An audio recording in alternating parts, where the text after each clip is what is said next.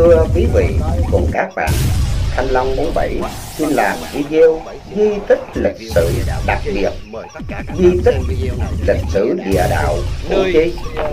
Địa đạo Củ Chi hình thành trong thời kháng chiến.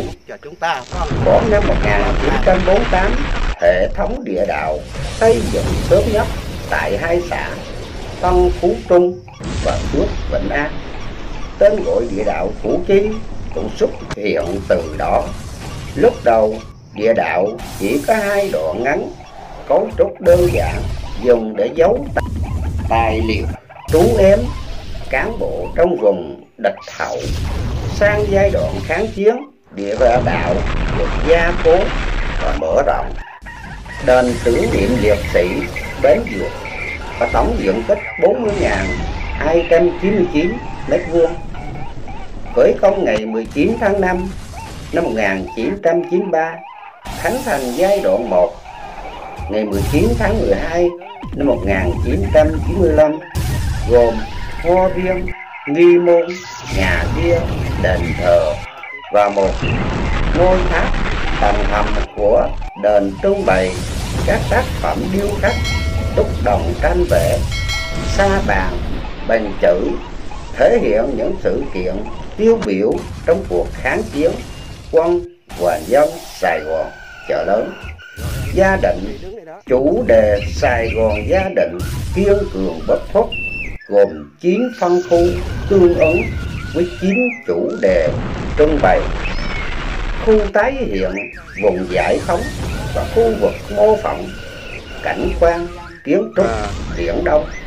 Nhà trưng bày sa bàn Trọng Càn có tổng diện tích 179.633 m², gồm khu tái hiện vùng giải phóng, tái hiện các không gian quan cảnh vùng giải phóng Củ Chi từ sau ngày đồng khởi năm 1961 đến năm 1974, gồm cổng chào một xã trong vùng giải phóng, cảnh đào địa đạo, trạm giao lưu, nhà dân vùng giải phóng, tiệm sửa xe đạp, cắt tóc, nhà báo, xếp trong vùng giải phóng Củ Chi, lớp học thành đoàn, trường học, các vùng giải phóng, trưng bày trọng đánh, sở đốc việt, nhà trưng bày trọng đánh tại ngã ba Cây Gõ, chế tạo mìn từ trái bom pháo lép,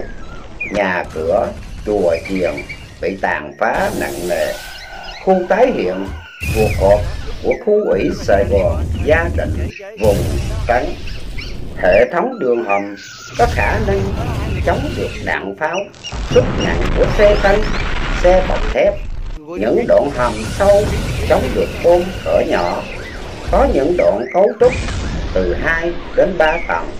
Tầng trên gọi là thượng tầng, dưới gọi là trầm. Chỗ lên xuống giữa các tầng có nắp hầm bí mật. Trong địa đạo có những nút chặn ở những điểm cần thiết để ngăn địch hoặc chất độc hóa học do địch phun vào.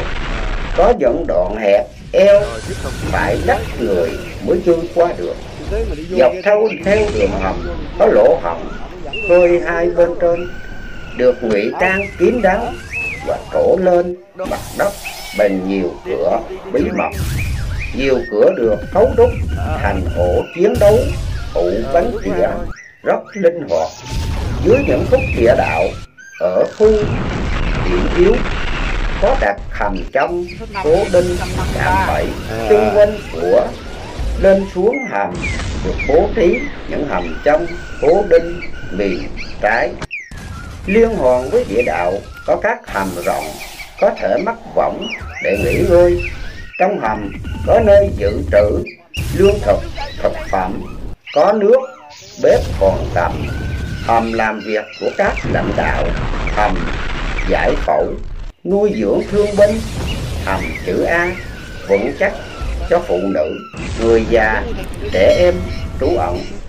Có những hầm lớn, mái lợp, thoáng mát, bên trên ngụy trang khéo léo để hội họp, biểu diễn văn nghệ. Trên cơ sở khoanh vùng, bảo vệ, Hiện trạng của khu vực di tích được xác định như sau. Khu vực bảo vệ gồm một phần lớn thợ thống, đường hầm và một số công trình phục dựng tôn tạo. Đó là địa đạo Bến Đình, tổng diện tích 67.086 m², gồm có địa đạo, công cụ công trình, hội trường, chiếu phim, hầm bí mật, hầm trong, ụ phim, tầng hầm bí mật, ụ chiến đấu cá nhân, chiến hào, lối lên xuống địa đạo, khu tái hiện quang cảnh nghỉ ngơi của du kích, lộ thông hơi, xe tăng M41, nhà trưng bày vũ khí tự tạo của du kích, xưởng công binh, nhà tái hiện làng nghề truyền thống, làm bánh tráng, nấu rượu, xây muối gạo, khu tái hiện quang cảnh địa đạo miệng giếng thì hầm mây quan trang, nhà làm dép râu, hố bôn B52, hầm bảo vệ, hầm ở và các việc của bí thư huyện ủy, hầm hội trường, bếp hòn cầm, hầm ủ chứa khối và lỗ thoát khối, lối lên xuống địa đạo, lỗ thông hơi, hầm y tế, hố bom B52. Khu vực bảo vệ 2 gồm một phần diện tích bao quanh khu vực bảo vệ.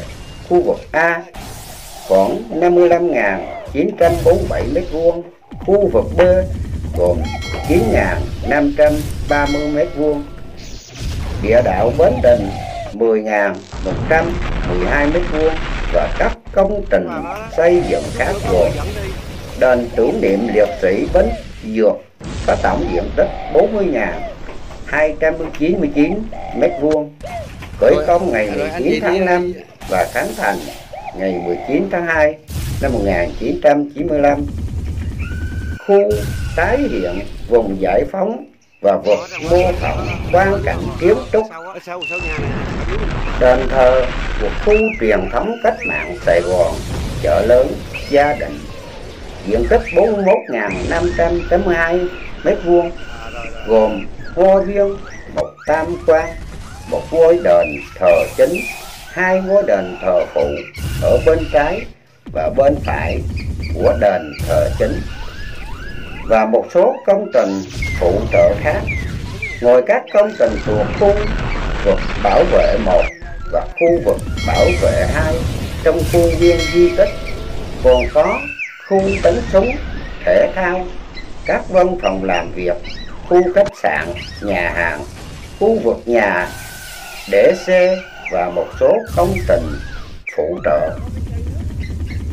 Khu di tích lịch sử địa đạo Củ Chi là nơi các đồng chí lãnh đạo khu ủy quân khu Sài Gòn Gia Định sống và làm việc. Trực tiếp chỉ huy lãnh đạo cách mạng Sài Gòn Gia Định, trong đó có nhiều đồng chí sau khi giải phóng đã trở thành lãnh đạo cao cấp trung ương. Đền thờ của khu truyền thống cách mạng Sài Gòn, chợ lớn, Gia Định, diện tích 41.582 m², gồm ngôi viên, một tam quan, một ngôi đền thờ chính, hai ngôi đền thờ phụ ở bên trái và bên phải của đền thờ chính, và một số công trình phụ trợ khác.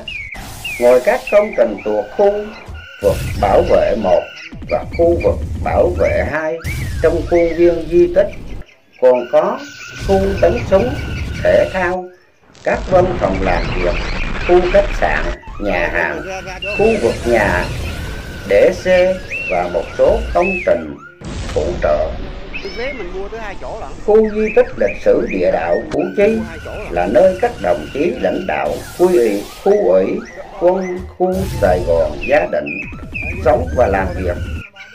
Trực tiếp chỉ huy lãnh đạo cách mạng Sài Gòn Gia Định, trong đó có nhiều đồng chí sau khi giải phóng đã trở thành lãnh đạo cao cấp trung ương, nơi các lực lượng vũ trang và nhân dân Củ Chi sinh sống, trú ẩn, gắn bó với địa đạo bằng mồ hôi.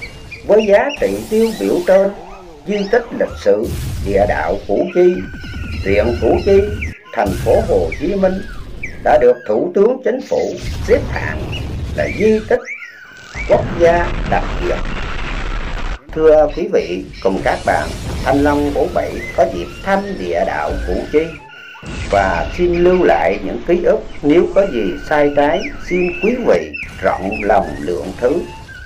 Xin quý vị đăng ký và rung chuông trên Thanh Long 47 để xem 4 video còn lại chung quanh dưới địa đạo bếp Hòn Cầm, nhiều khu trưng bày của bộ đội Củ Chi, rất nhiều chi tiết còn lại.